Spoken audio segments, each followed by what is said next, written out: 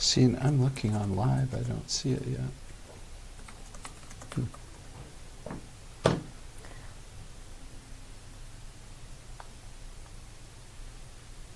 Should be that one, right? Yep, here we go.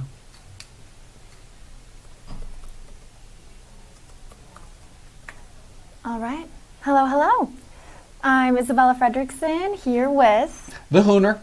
the Hooner, and we are doing a fun little Fox 10 Talks recap. It's Monday. We just wrapped up a really great show this morning. We really did, yeah. It was 2 great hours, and our executive producer, Big D as we call him, Yes. Dave Taylor, he does a great job of reaching out to the biggest political names in the state. And on today's show, now a couple of weeks ago, we had the governor. We did. Governor Hobbs. And before you know it, we'll be fully into campaign season once we get through the holidays. And so we've reached out to these competing candidates on the Republican side. And today was David Schweikert's turn. Yes, Yeah. yes, it was. If you were Louis Gonzalez, who watches our show every morning. Is Louis on right now? He is. He Nice. says, "Good morning, Ron." But for those of you, unlike Louis, who did not watch this morning, I think it's appropriate and important to do a little recap of how that conversation went. Exactly. So basically, it's an FTT recap, Fox 10 Talks, that we're on from 10 till noon. Then we sit around and we look at it and we're like, hey, we have some real highlights that we want to share with you. So this is part of our discussion with the congressman and why he wants to make a career change. Yes, let's get to it. You've decided to make, I guess you could say, a career change. Why? It's actually probably 3 very simple things. You're not allowed to strangle the people you work with. And look, Congress is just infuriating. You know, God didn't give me a lot of talents, but one is I'm pretty good at math, and I'm probably an expert on the budget. And you're trying to make things happen. And you get promise after promise after promise after promise, and then they hide from you when it's time to do hard things. And have you ever grown to hit a moment where you start to realize, I don't think I can save Congress, but I can save Arizona.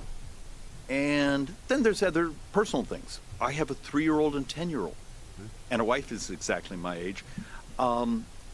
I love my state. I love my home. I like my kids. There you go. And so almost right away when he said, I don't know if you can even save Congress, I think that was what prompted Celeste to want to get a follow-up in right away. Well, why is that? Yeah. You know, as soon as he sat down, I think that was one of the first topics you guys touched on, is why he wanted to make that career change. I thought that was pretty insightful. Okay, so here's question number 2 then. Question why number can't you 2. save Congress, and can you save Arizona? You know, you said something that you didn't think you could save Congress or help, but you could save Arizona. What does that mean for the future of our leadership in D.C.? I think that's a brilliant question. You know, I think there's so much, and we watched it through this government shutdown, so much back and forth and arguing, and I think for a lot of people around the country, that's what we want to see, people working together, even though we may not agree with everybody, working together. It's so much worse than that. Look, what happens when you have arguments, which is the way the system's supposed to work, right? And people are just making stuff up. You know, this side makes the facts up, this side makes their facts up, so they're not facts at all. Think about this. I think Friday was either the 14th or 15th time so far this year that we've censured someone or tried to bring it to the vote. It's become a clown show. And my personal theory is part of it is, you know, everyone needs to be a YouTube or media star. So I need things that are good dopamine hits. But you don't get rewarded for doing hard work, complex policy. And I hope we'll touch on it, but the United States is in a real financial bind. We, over the last 12 months, borrow about $71,000 a second. But so far this fiscal year, we're only about 55 days into this fiscal year, we're borrowing probably about $150,000 a second. So that means we will click off from October 1st to maybe just before Christmas another $1 trillion Wow. in borrowing. And that borrowing is driven by interest, all these bonds from years ago when interest rates were so low, and demographics. And that's the thing that is really uncomfortable to talk about. But we have so few children. Remember, we have fewer 18-year-olds today than we had 20 years ago. Sure. And next year it gets worse, and the year after that it gets worse. Yeah, and so this, it's interesting because this used to be a big Republican issue, which is, we're spending too much. And then he's like, hey, but wait a sec, we're in a Republican administration and we're borrowing per second so much more than we did not that long ago. Does anybody even care that we're drowning in debt? Yeah. I did pull some facts up about him just for those who are maybe jumping on for the first time. You didn't catch this morning. Congressman David Schweikert. Yes, he is serving his 8th term in the United States Congress, and we know he holds many different chairman seats. He is the chairman of the Valley Fever Task Force, for example, big issue in Arizona.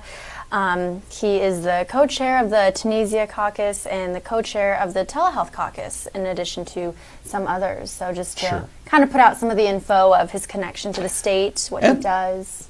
Yeah, and a lot of that comes from by virtue of the fact he's been serving so long back there in Washington. You're going to rise to a higher level, that's for sure, in terms of your responsibilities. But then another one of the things that is on everybody's mind is health care. Yes. Right? I mean, that's why they did the whole shutdown. Now everybody wonders, is anything going to happen on that? Here's what he had to say. Well, you've mentioned healthcare. How do you solve it? I mean, people are right now facing the prospect, if they have any connection to the ACA, to Obamacare, of possibly doubling or even higher. What's the solution that you see, both nationally and here in Arizona? Here's my number one argument, and for some reason this seems to be hard for folks. We've turned healthcare into financing. Obamacare, the Republican alternative, Medicare for all, are financing legislation. It's who gets to pay and who gets subsidized. Our fixation with my economists, I now have 5 or 6 PhD economists. A couple of them specialize in healthcare because I also chair the Joint Economic Committee. And we've been building models of what you can do to make healthcare more affordable, not through subsidies, but through technology. When 47% of U.S. healthcare is estimated to be associated with obesity, why wouldn't we help our brothers and sisters get healthier? When 33% of U.S. healthcare spending is just diabetes, why wouldn't we help our brothers and sisters take that on, and particularly pre-diabetic populations? And it turns out if you could take a sliver of that money and use it in ways to lower the actual cost of a service of being healthy. What do you mean by that?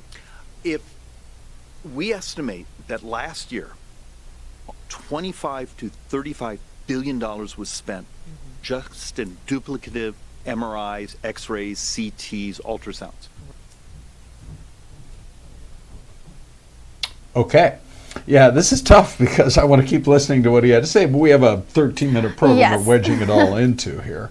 But yeah, I mean, talking about, well, what is the overall percentage of people who rely on Obamacare, ACA, versus health care at their work versus other places where they get it? Pretty interesting perspective. Yeah, and I mean, for those of you who were not listening to this morning, a big chunk of what he talked about was healthcare. And I know that's one of his pivotal things he wants to continue to work on. He's the co-chair of the Telehealth Caucus, as I mentioned. I know he also had some roles in just making healthcare more affordable during the pandemic. So yeah, a lot of chat on healthcare from him this morning. And then, of course, one of the big issues is, so he's got some other prominent Republicans he's running against in the primary, including Karen Taylor Robson and Congressman Andy Biggs. So that was going to be another question we had to ask him. Well, why you versus some of the others with the primary coming up? This is what he had to say. People are going to be, within a matter of months, deciding in the primary. Why you over 2 also well-established Republican names, talking about look, Andy Biggs and, of course, Karen Taylor Robson? Fair question. And look, I've known both of them most of my life. It's a combination of a couple of things. If you take a look, I'm a conservative. I'm fixated on keeping taxes low, making Arizona as affordable as possible, dealing with the truth and the reality of how do you protect our border, and you see the amazing success that's happened so far this year, but also innovation, the things that raise wages. If you're in this neighborhood, or even just our entire county, if you don't make about 28% more today than you did a few years ago, you're poor. Our wage growth has flatlined, yet we were the epicenter of inflation. Yeah. So you want to know why people are cranky? It's because they're poor. I actually believe a conservative, free market, innovative approach is actually what we were as a state for years, and we seem to have lost that vision. But that sounds like the other two candidates, at least on the Republican side. No, I disagree. It doesn't. I don't live in a world of resentments, of basically running because I harbor certain grievances. And the fact of the matter is, I also have the history. Go take a look. The legislation I've introduced, the legislation I've been successful getting passed, there's almost no one in Congress. It's gotten more pro-growth success through Congress in the last decade than I have. Okay, so just a really great perspective. I think, people are not yet. What are we focused on right now? Thanksgiving travel. Yes. The turkey.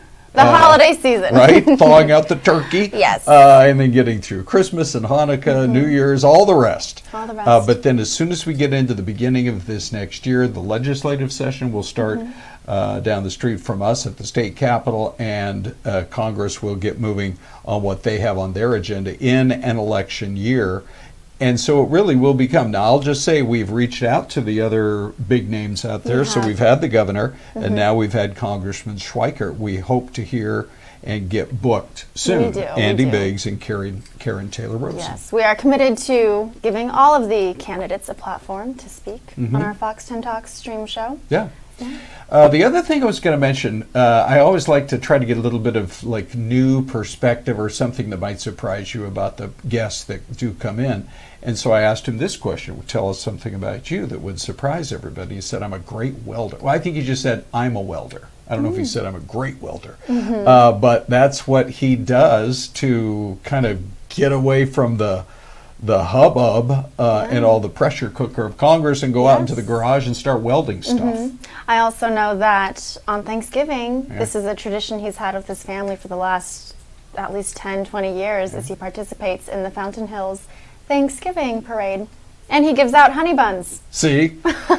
All right, so this has been a recap, an FTT recap. We have such a great time on that show, but we thought let's share a little bit more with you guys.